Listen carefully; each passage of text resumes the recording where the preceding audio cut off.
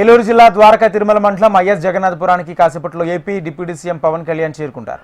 అక్కడ కొలువుదీరిన శ్రీ లక్ష్మీనరసింహస్వామిని దర్శించుకుని ప్రత్యేక పూజలు నిర్వహిస్తారు. అనంతరం పలు అభివృద్ధి కార్యక్రమాలకు శ్రీకారం చుట్టనున్నారు. పవన్ కళ్యాణ్ డిప్యూటీ సీఎం పర్యటన నేపథ్యంలో భారీ బందోబస్తు ఏర్పాటు చేశారు. దీనిపై మరింత సమాచారం మా ప్రతినిధి భానుప్రసాద్ అందిస్తారు.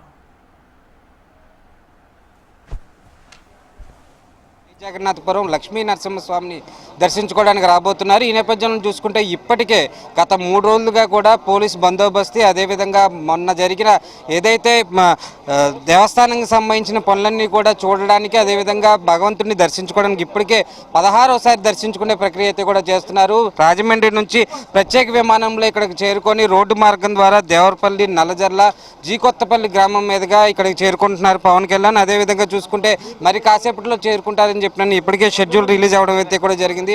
ఇప్పటికే ప్రత్యేక బలగాలతో, అదేవిధంగా పోలీసులు, ఉన్నతాధికారులు అందరూ కూడా పవన్ కళ్యాణ్ని వచ్చే దారిని, అదేవిధంగా పవన్ కళ్యాణ్ వస్తున్న దారిని మొత్తాన్ని కూడా ఏర్పాటు చేయడం అంతా కూడా దగ్గరుండి పర్యవేక్షిస్తున్నారు.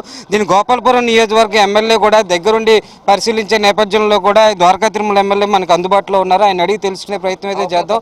సార్, వెంకటరాజు గారు, పవన్ కళ్యాణ్ గారు ఎన్నింటికి చేరుకుంటున్నారు? ఆయన ఇక్కడ ఏవి పరిశీలించడానికి వస్తున్నారు? ఇక్కడ ప్రధానంగా ఒక అంశం అండి, ఏదైతే రాష్ట్ర వ్యాప్తంగా పంచాయతీల్లో కొంచెం ఇబ్బందికరంగా ఉన్న డ్రైనేజీ వ్యవస్థలు ఏదైతే ఉన్నాయో, ఈ యొక్క డ్రైనేజీ వ్యవస్థల్ని ప్రక్షాళన చేయాలని ఒక లక్ష్యంగా పెట్టుకున్నారు వారు. ఈ సందర్భంలో నిధుల యొక్క కొరత ఉన్నప్పటికీ కొత్త టెక్నిక్ ద్వారా అటు భూగర్భ జలాల గురించి ఇంకిపోయేలాగా, మరియు ఈ యొక్క డ్రైనేజీ సమస్య ఉండకూడదనే దానికి ఉద్దేశంతో మ్యాజిక్ డ్రైన్ అనే కాన్సెప్ట్ తీసుకొచ్చారు. ఇప్పుడు ఈ మ్యాజిక్ డ్రైన్ అనే వాటిని ప్రయోగాత్మకంగా రాష్ట్ర వ్యాప్తంగా ఇంప్లిమెంట్ చేయాలని రాష్ట్రంలో అక్కడక్కడ కొన్ని పంచాయతీలను సెలెక్టివ్గా చేసుకుని అక్కడ మ్యాజిక్ డ్రైన్ని ఇంప్లిమెంట్ చేయడం జరిగింది. ఆ మ్యాజిక్ డ్రైన్ యొక్క విధి విధానాలు చూసిన తర్వాత అక్కడ నీటి పారుదల ఎలా ఉంది, అక్కడ భూగర్భ జలాలకు ఎలా ఇంకుతుంది, ఇవన్నీ కూడా పరిశీలించిన తర్వాత దాన్ని రాష్ట్ర వ్యాప్తంగా ఇంప్లిమెంట్ చేయడానికి ఉంటుంది. దానికి ఈ ఐఎస్ జగన్నాథపురాన్ని కూడా ఒక పైలట్ విలేజ్గా తీసుకున్నారు. ఈ విలేజ్గా తీసుకుని ఈ గ్రామం అంతా కూడా మ్యాజిక్ డ్రైన్ల ఇంప్లిమెంటేషన్ చేయబోతున్నాం. రెండవది, ఇక్కడ ఏదైతే అందరికీ ఇక్కడ బాగా ఆధ్యాత్మికంగా ఈ లక్ష్మీనరసింహస్వామి టెంపుల్ అనేది చుట్టుపక్కల అనేక గ్రామాలకి ఇది ఒక ప్రధానమైన పవిత్ర క్షేత్రంగా ఉంది. ఇక్కడికి వేలాది మంది భక్తులు వస్తుంటారు.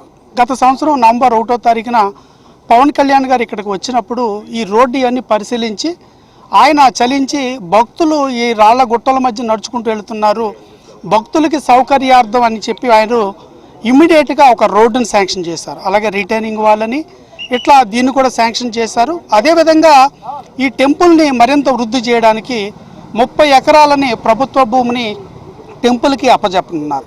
ఇవన్నీ కూడా అటు పక్కన ఆధ్యాత్మిక కార్యక్రమాలు, అదేవిధంగా ఇక్కడ ఉండే భక్తుల మనోభావాలు, భక్తుల యొక్క సౌకర్యార్థం కొన్ని అభివృద్ధి కార్యక్రమాలు. రెండవది, ఏదైతే రాష్ట్ర వ్యాప్తంగా వారు తలుస్తున్నారో మ్యాజిక్ డ్రైన్ ఇంప్లిమెంటేషన్ అని, దాన్ని కూడా ఒక పైలట్ ప్రాజెక్ట్గా ఇక్కడ చేయడం, ఈ రెండింటి మీద వారు ఇక్కడికి విచ్చేసి ఈ కార్యక్రమం చేయబోతున్నారు. గతంలో మీరు చెప్పినట్టు నవంబర్ 1లో వచ్చినప్పుడు, సంవత్సరం క్రితం కాల పరిధిలో వచ్చినప్పుడు ఇక్కడ కూడా చుట్టూ కాంపౌండ్ వాళ్ళకి ఇంత నేను శాంక్షన్ చేస్తున్నానని చెప్పినాను, ప్రత్యేక నిధుల నుంచి శాంక్షన్ చేస్తున్నారు.